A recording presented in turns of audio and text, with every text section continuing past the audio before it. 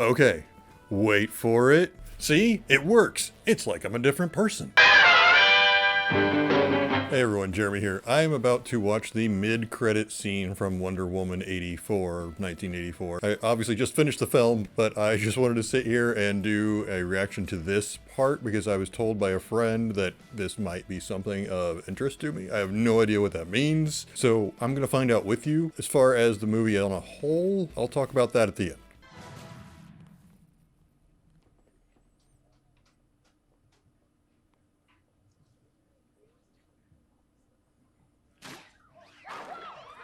Not Diana. Or... Mom, would you take me? Excuse me, please. You have to let me thank you. I just figured it out. Asteria. Wow. It's a beautiful name. It's from my culture. I can't thank you enough. I mean, you saved my daughter.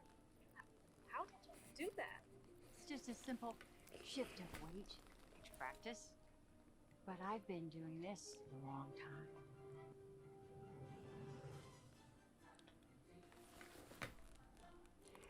Linda freaking Carter.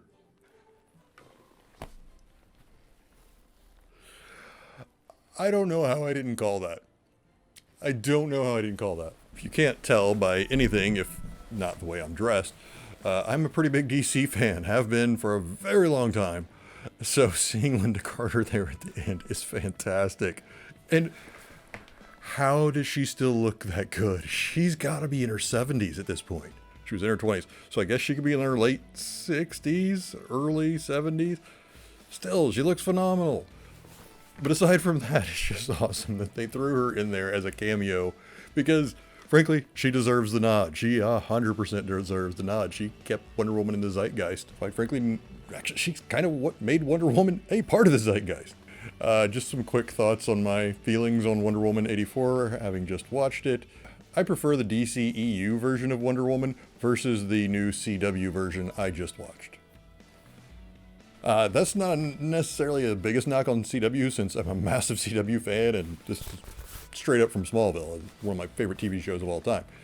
But this didn't feel like the same tone as the original, and it wasn't nearly as compelling. I don't know what they were doing there. It didn't feel like it had the same soul, the same life that the last one had, because in the last film, you had Diana, who was this beacon of hope in a very desolate and desperate time.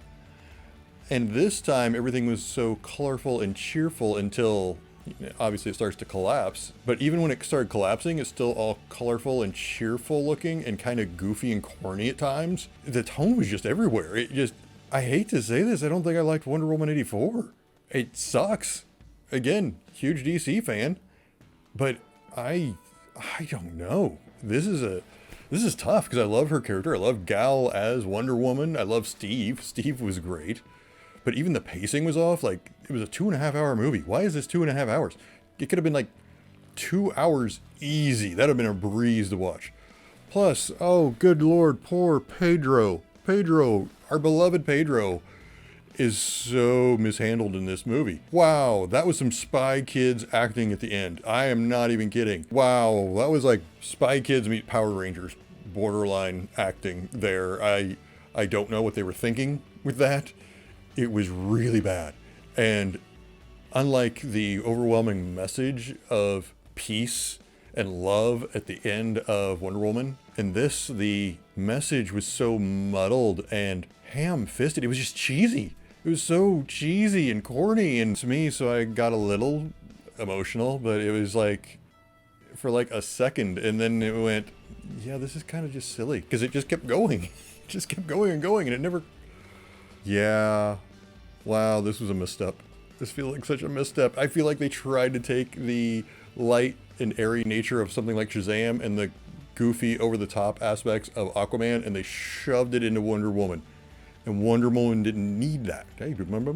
Wonder Woman didn't need that. You just need to rely on her being a strong, capable woman who brings out the best in people and tries to advocate for love and peace, but will beat you down if you try to take that from people. And even the storyline, what was a wishing rock? The whole movie was about a wishing rock. And Cheetah was wasted. Cheetah was completely wasted. That was Selina Kyle from Batman Returns. That is all that was. I'm even looking for a redeemable aspect of that. But no, it was just Selina Kyle. They practically ripped off the character. It's so much like her, except for, she actually turns into a cheetah at the very end. So I wish there was something I could say I liked about this movie other than, Gal. Love Gal's Wonder Woman. Love the Invisible Jet. Love the Invisible Jet. I had the biggest smile on my face when the Invisible Jet showed up. Well, when she made it invisible, I should say. I was thrilled. That's when I was sitting there going, you know what? This movie's going to be awesome. Anyways, what did you think of Wonder Woman 84? Leave your comments below. Try to be, nice to one another down there. I will delete your comments because if you loved the movie, love the movie. Absolutely love it. And leave down below why you loved it so much. I want to hear that. Maybe that positivity will rub off on me and maybe I'll look at the movie with new eyes. Or maybe you didn't like the movie and think, well, I wish they would have done A, B, and C. Leave that in the comments below too. If you enjoyed this video, please hit like and subscribe to see more content like this. I'm about to do an AMA in the next few days, so if you have any questions you'd like to leave for that, also leave those in the comments below. All right, and before I go, as always, please take care of yourselves and please take care of each other. Thanks for watching.